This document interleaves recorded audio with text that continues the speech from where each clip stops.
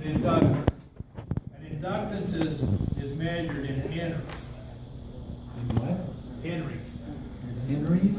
Right, that's a term of value, just like capacitors are done in microfarads. And so we're making up names here, but you know that's the name it is. It's henries. Okay.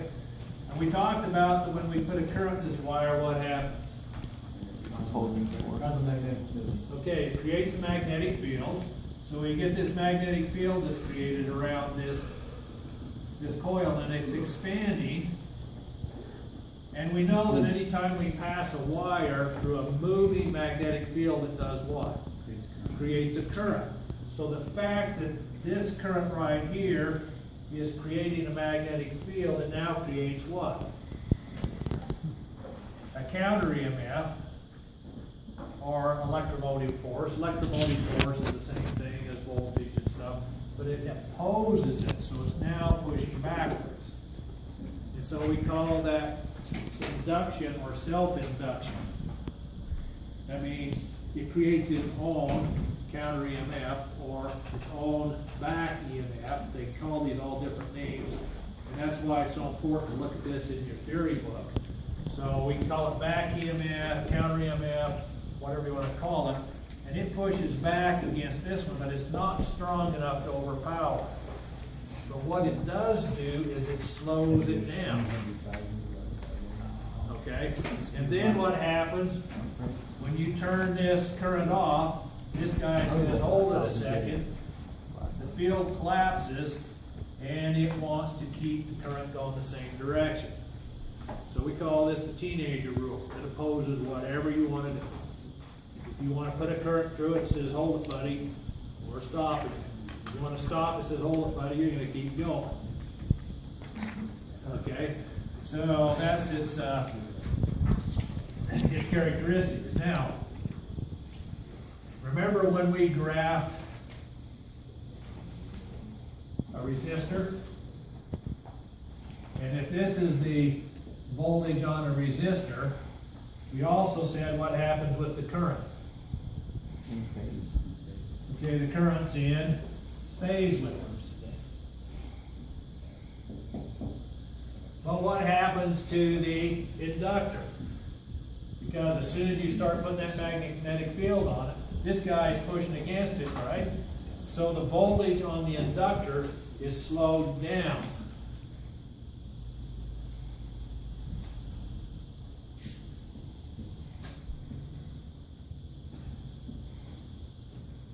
And so a pure inductor is out of phase with resistance by 90 degrees.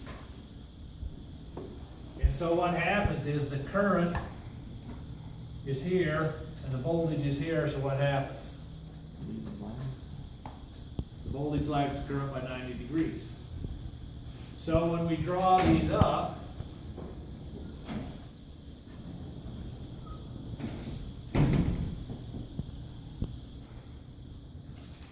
these are out of phase with each other by 90 degrees. And so when we look at this, and we draw a circuit out there,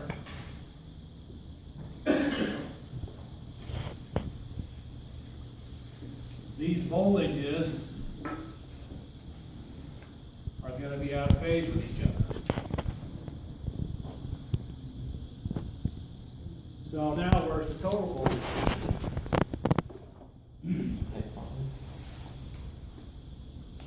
Somewhere off here like this. Okay? So we're going to have a total voltage that's out of whack with the others. Alright, that's a lot to swallow, isn't it, for all of a sudden? There's a formula to combine all those waves. Yeah, now we'll get to those formulas. Now let's back up a second.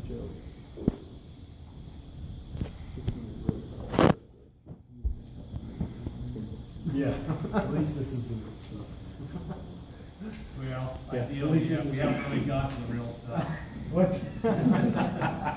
This mystery is not real. It's actually not happening. I just learned that by that. It's like I was in one. Now, if we graph these individually, if I have a pure inductor, and this is the voltage of the inductor, this would be the voltage of this would be the current of the inductor. They're going to be in phase. Now, did you catch what I said? Pure inductor. That means there's no resistance. But that's not real. That's not real, because the wires got resistance in it, right? But we have to understand that to understand why when we put them together that they're out of phase. If I have a pure resistor with no inductance in it, which is pretty hard to do, you get the same thing, right? So the voltage of the inductor and the resistor, excuse me, and the current of the resistor are going to be in phase with each other. But when we combine these together, then we get them out of phase. So now what you have is, we always say that the inductor voltage, does anybody know the Eli of the Iceman?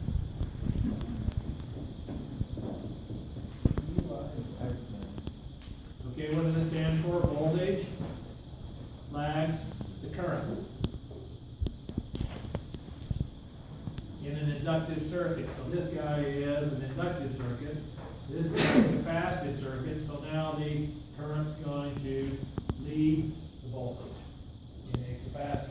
But all we're concerned about right now is Eli. So Eli tells me what? That the voltage is going to lead the current.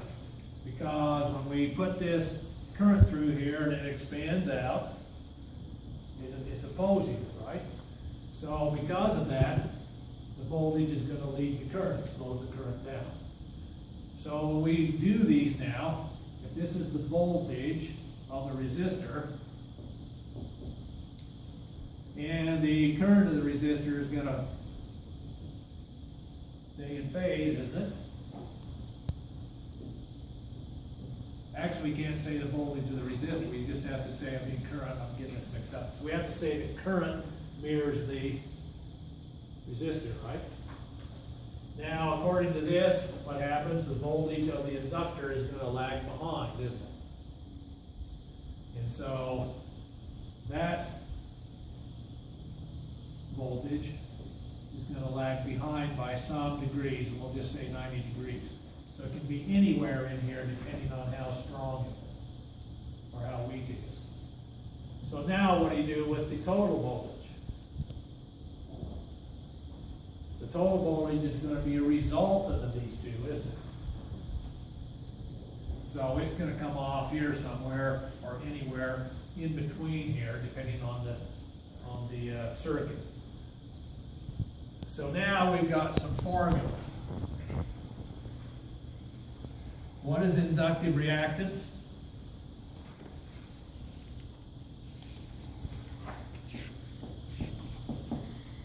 This is reactance, and what is reactance?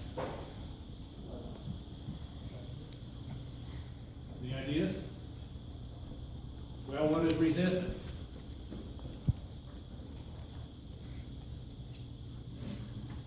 If I put a resistor in a circuit, what does that resistor do? It impedes the flow, doesn't it? So what does an inductor do? Remember we had that back EMF? So what does it do? It impedes the flow, doesn't it? Does the same thing. So we have an inductive reactance and we have resistance. Resistance is for a resistor only. Reactance is for an inductor. And if we're trying to find what the reactance is, there's a formula. 2 pi FL. What does F stand for? Frequency. Frequency in hertz.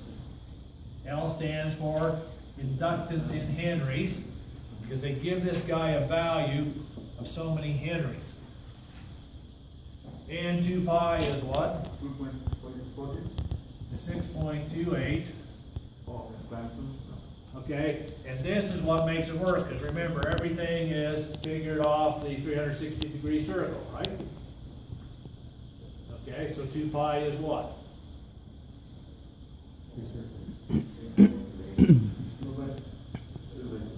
Diameter?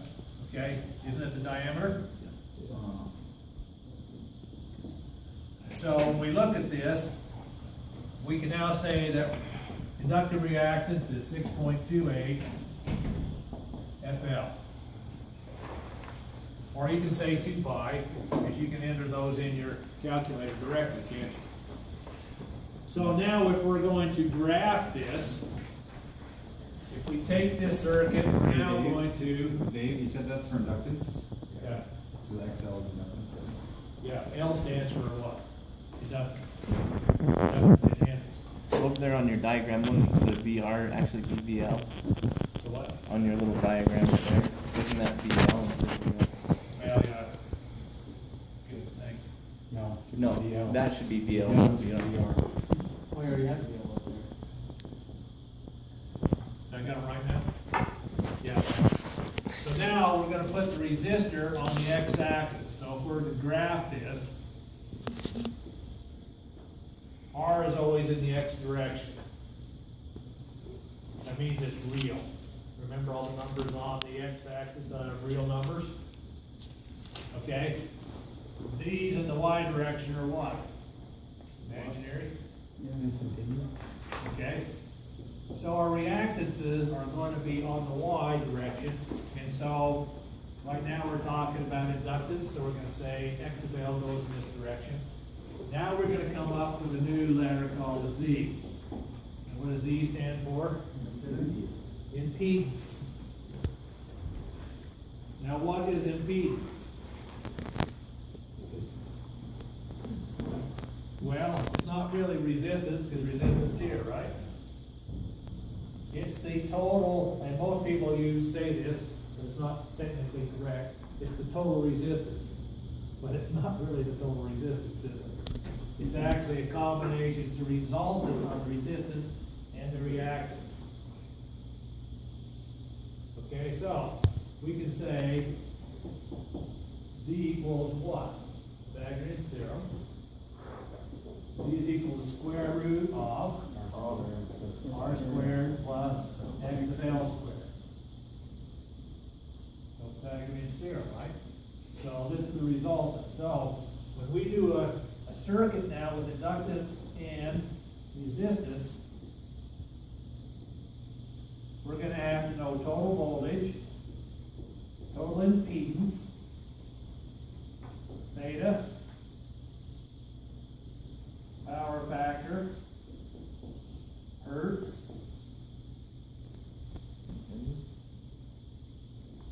current. What else could we put in there?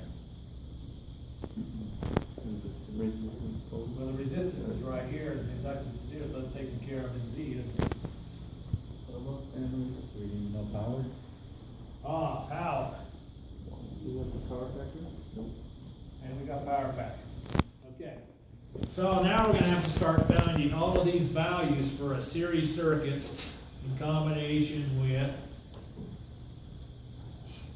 two devices now, an inductor and a capacitor in series. Now remember, last time, What's the power factor? I will talk about that. I just want you to know that's all coming. Okay, now, when we look at a series circuit, let's draw another one up here.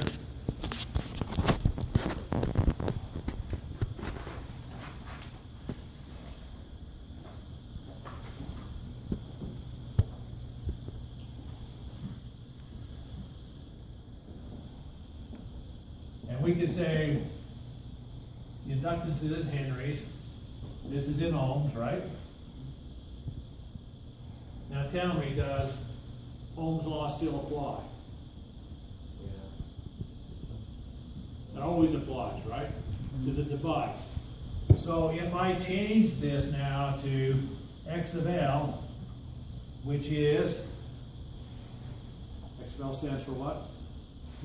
Inductive reactance. It's also in ohms.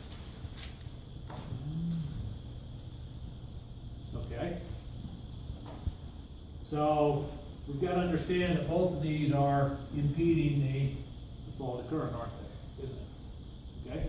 So L is an inductor, right? Is that what it says? The L stands for inductor. And then XL is the.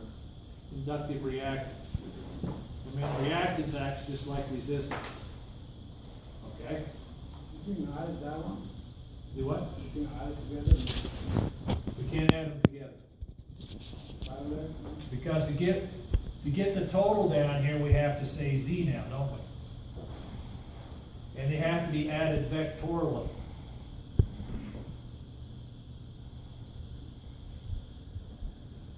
So essentially, that's the way it looks, isn't it? So here we have R, here we have X and L, and remember this is what? 6.28 FL.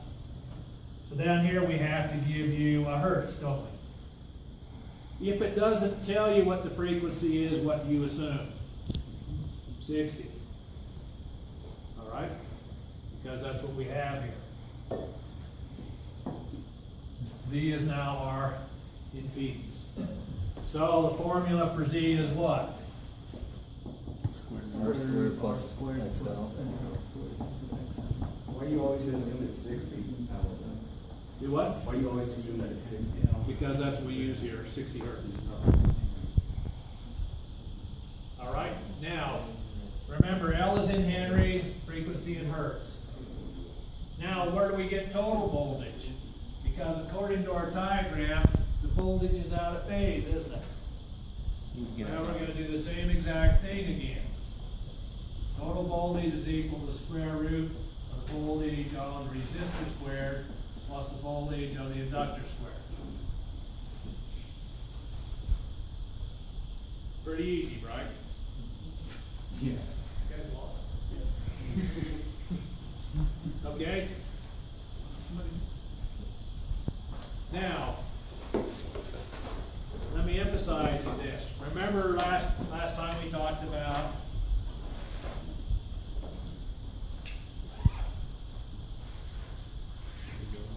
parallel rules versus series rules? There's a difference. So what I'm telling you now only applies to what? Series. So that just complicates it even more, because what's going to happen once we change to parallel rules, people are going to keep doing series rules. And remember, there's two different sets of rules here, just like there was last time. See, it's coming back to haunt you all over again. Remember, we talked about what in parallel?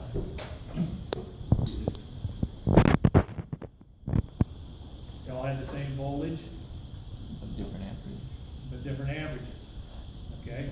In series, we talk about what? Same average. They all have the same current, but different voltages.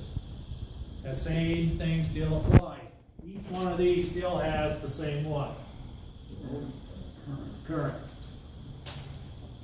So our current down here is going to be the same, isn't it? So when we do our total voltage, it's now what?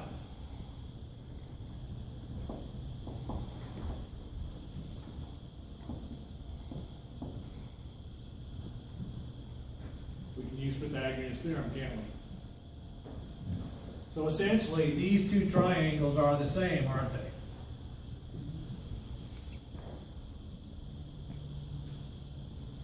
So what else can we do? Find the angle.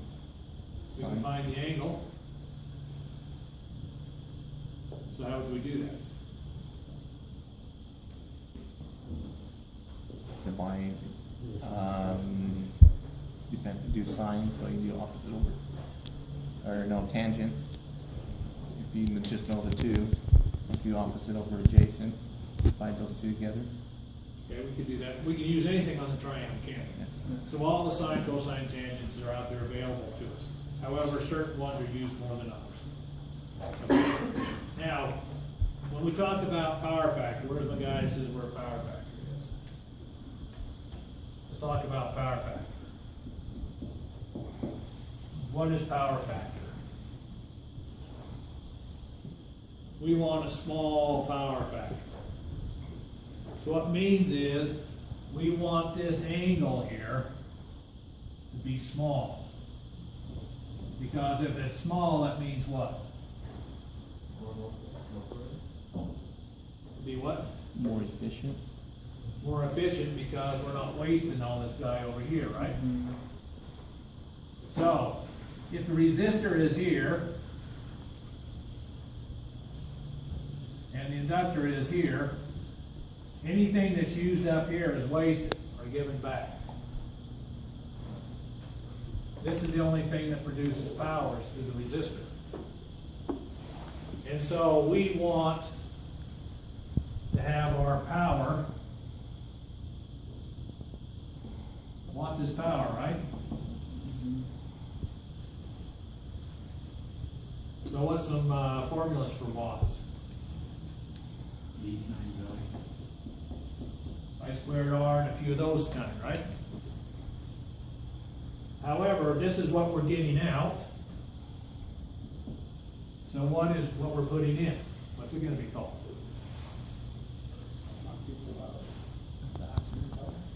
Okay. Our volt amps are what we're putting in.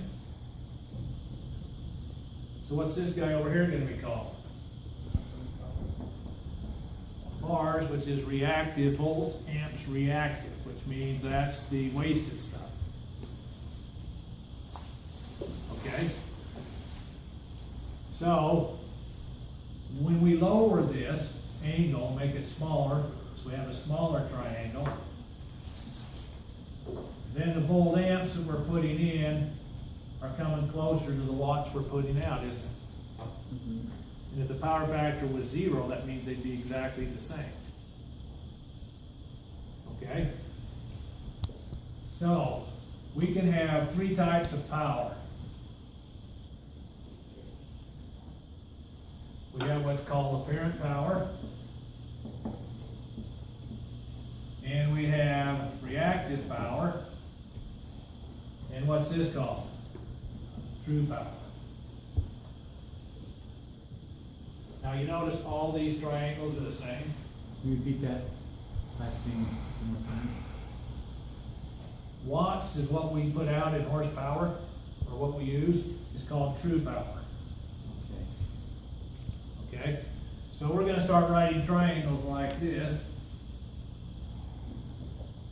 This is going to be apparent power. This is going to be my true power. And this is going to be my reactive power. Okay? Now we still haven't got the power factor, have we? So power factor, if you look in the book, is equal to, it's a ratio of the watts to the volt amps, or R to Z. And most of the time, we do the ratio of R to Z. Dave, that leg, the PX, is that power reactive? Power Yeah, reactive? that's reactive power. Reactive power? That's volt amps reactive, called bars. So if you look at this, apparent power is volt amps. That's what you're putting in. Reactive power is bars, or volt amps reactive. That's what you wasted. Power, true power is watts. Is what you're putting out. Does that make sense? Okay. So we want R to equal Z as close as possible. Because once R equals Z, then we're 100% efficient, aren't we? Anything less than that gives us a percentage. But R over Z is also the same as what? Cosine theta. Because cosine theta is what? R over Z. So if you know this angle, then you also know the power factor. So power factor is R over Z, or cosine theta. What else? How could we find the watts? Well, we come over here. I could say watts, or true power, is equal to what?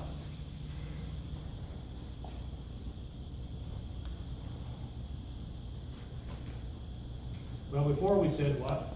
Let's look at this. Cosine theta equals R over Z. What else did we do? So watts is equal to what? We can also say this is equal to watts over volt amps. Can't we? So if we say it's watts over volt amps,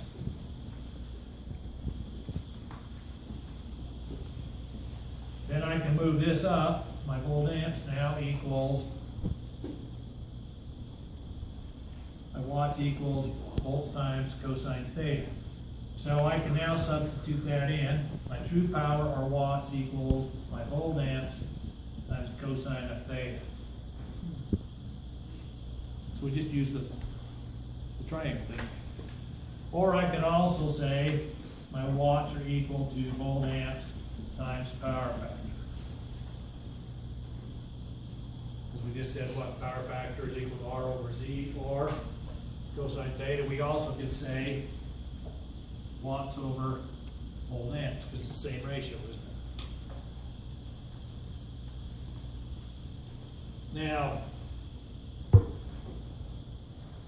I've just given you a whole boatload of information. Are you information overload yet? 5 minutes ago, yeah. Okay. Now, we're going to do this again and again and again and again. So even though, you know, it's overload now, eventually it'll all come together. The thing that you've got to remember is we're doing a resistor and an inductor, then we're going to do what? Resistor, inductor, and a capacitor. We've done it in series, and then we're going to do it in parallel. And then we're going to do what? Combination. Fun. So it's the same stuff we did just previously, right? Just more Now stuff. we're just adding a little different. Gonna have 30 steps to it. All right, now, let's look in the book at a couple of things, and we'll look at some drawings. We'll start working some drawings. If you remember the triangle,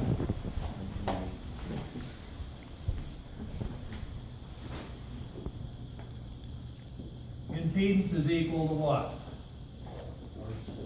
Resistance and X of L, right? You know by Pythagorean theorem what? V is equal to the square root of R squared plus X of L squared. You know X of L equals what? 6.28 FL, right? So you know automatically off the triangle what the formula is. What else did we talk about? Oh, total voltage. Notice why it's different. Total voltage is voltage of the resistance and the voltage of the inductor. So it's on the triangle.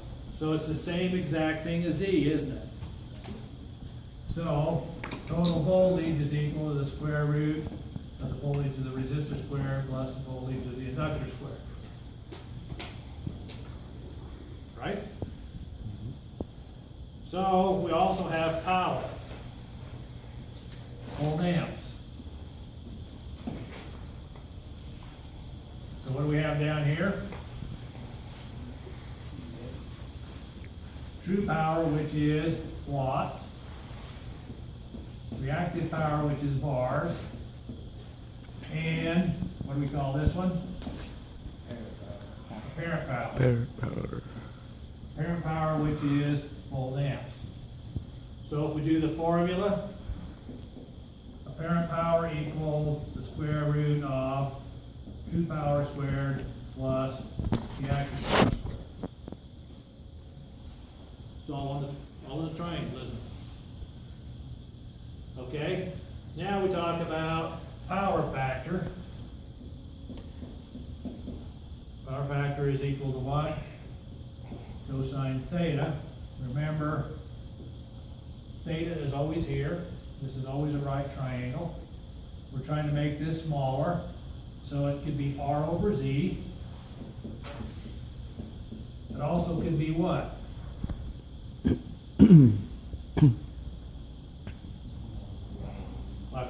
over volt amps, right? Or any of these others, okay? What else can we define out here? Well, let's see what theta is.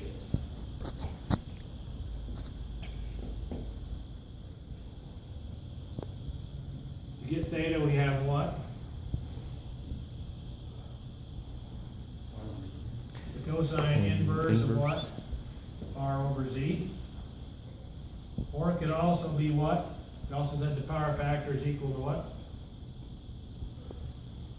R over Z is equal to the power factor. So we also could say what? The cosine inverse of the power factor.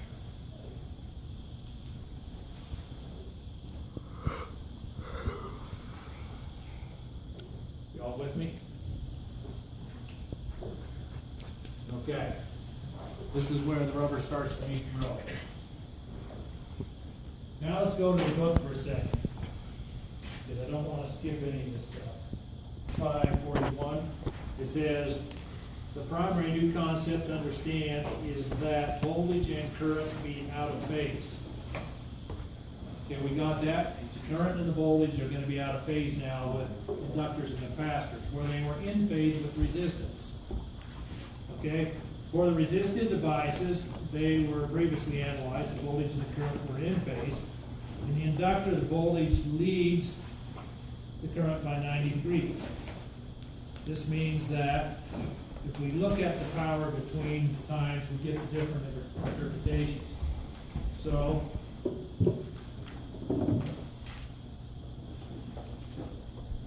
the angle between the voltage and the current and the power in a pure inductor is not, what is a transformer?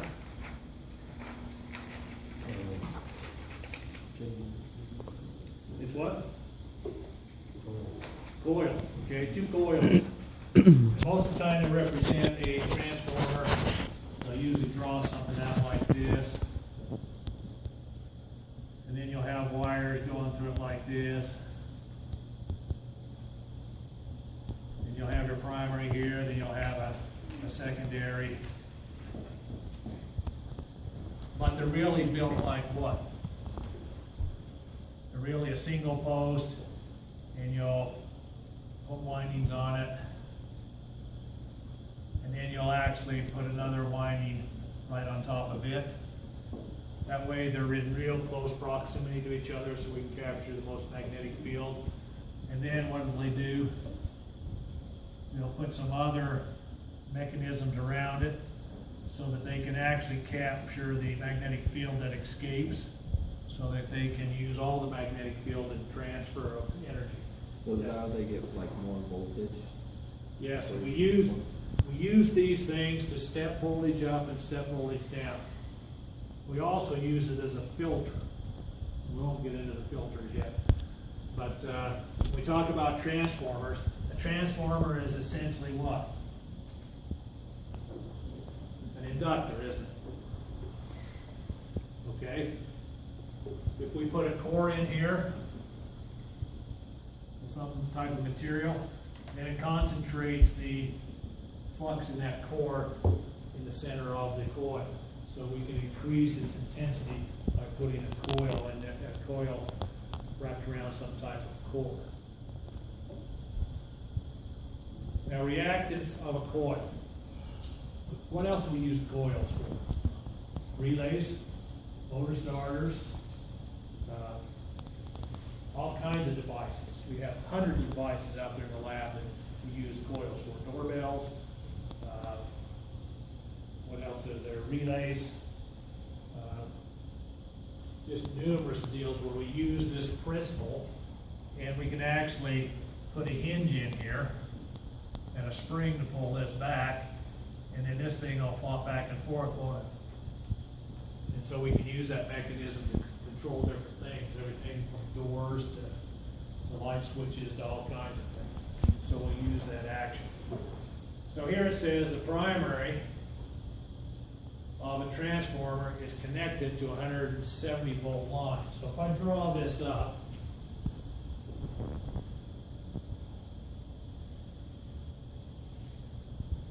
so I've got a 117 volt line. And inductance is 150 millihenries. We want to find the inductive reactance. We know that the frequency is 60 hertz. And we want to find IM. Now remember, this is only half the picture, isn't it? Because really there's another coil right over here, which is the secondary. So we're only dealing with the primary here, right? Okay. So, to get inductive reactance, what's the formula? 6.28 times the frequency, 60 hertz, times 0.15 henries. Remember, it has to be in henries. So don't make that mistake. And what does that give me for XL? 56.52. Ohms, right? Does everybody agree to that? So how do I find current? So wait, XL is measured in ohms. Remember, everything that has to do with Z, or resistance. We say resistance, but it's not resistance, right? Anything that opposes current flow is ohms. So resistance is ohms, reactance is ohms, impedance is ohms. Okay? So, Ohm's law tells us I can use Ohm's law anywhere, even on an inductor. So I'm going to take 117 volts, divide it by my 56.52 ohms. That gives me how much current? 2. How much? 2.17, so 2 plus 2. Okay.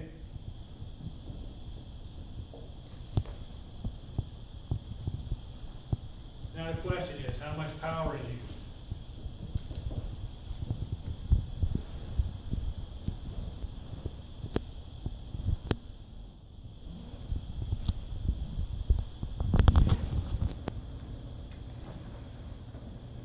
Any ideas?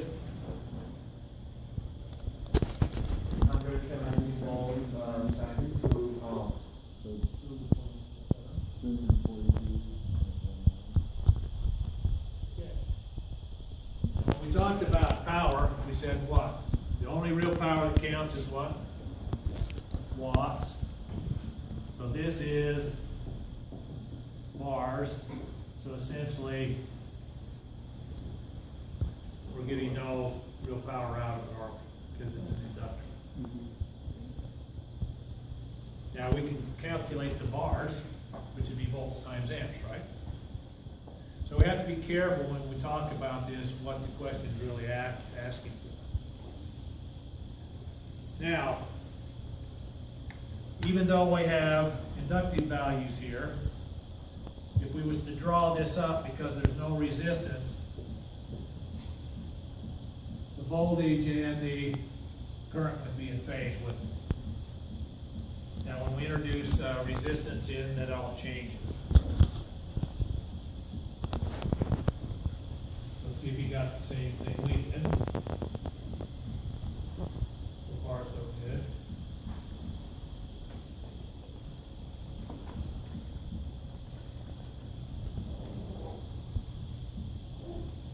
Okay, what must be the inductance of a coil in order to have a reactance of 942 ohms at a frequency of 60 hertz?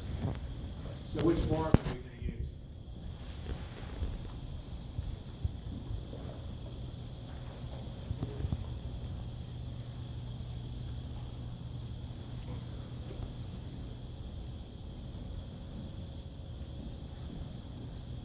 Which formula? XL equals what?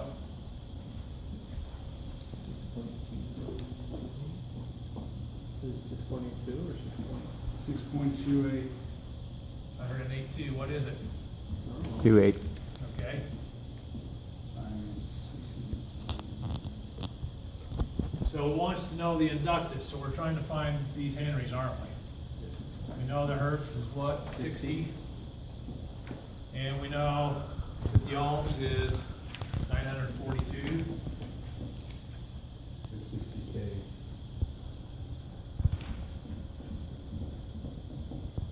Okay, 60 kilohertz. Okay, so now L is equal to what? L in Henrys. 942. 6.28 times 60 kHz. And remember, you have to expand this, don't you? So what do you get?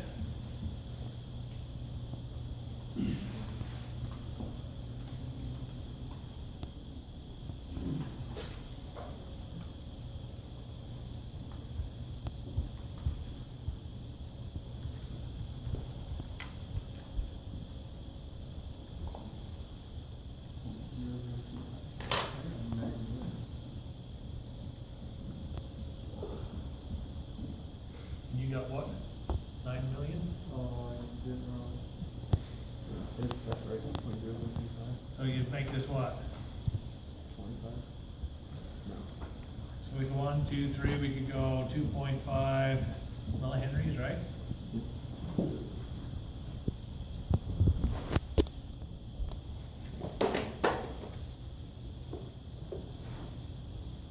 See if they get the same thing we did.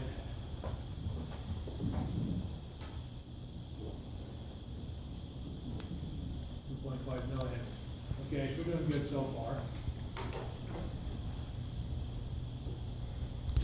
Series, resistance, and inductance. Look how big these problems are now.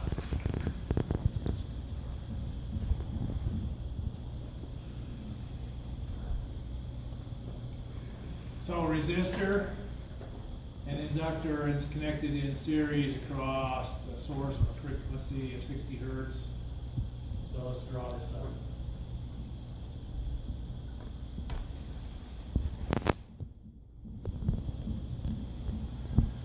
So I've got R of 100 ohms and X of L of 100 ohms. What does that tell you right off the bat? Think they'll have the same voltage dropped across them? Probably. Okay, what else does it tell me? They got 60 hertz. And the voltage drop across the resistor is 85. And V of L is equal to what? 85. Okay, so now we want to find the total voltage, the impedance, what else? The phase angle that they're separated by, 45 degree. power factor. And when it says the power, what are we going by? Watts. Watts, which is true power. And we'll find the other ones anyway, the apparent power, and we'll find the reactive power. Well, isn't your power factor the same as your phase angle? Cosine theta. Okay, so if we look at this, Z is going to equal what? Remember our triangle here. Z R X of L. Square root of 100 squared plus 100 squared. And it equals what? 200. Is that right?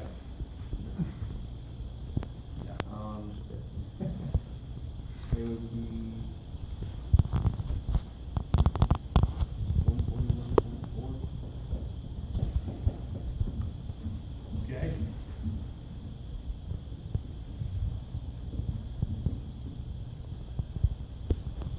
And remember, total voltage is equal to the voltage of the resistor and the voltage of the inductor, right? So my total voltage is going to be square root of 85 volts squared plus 85 volts squared. What does that give me? 120.2.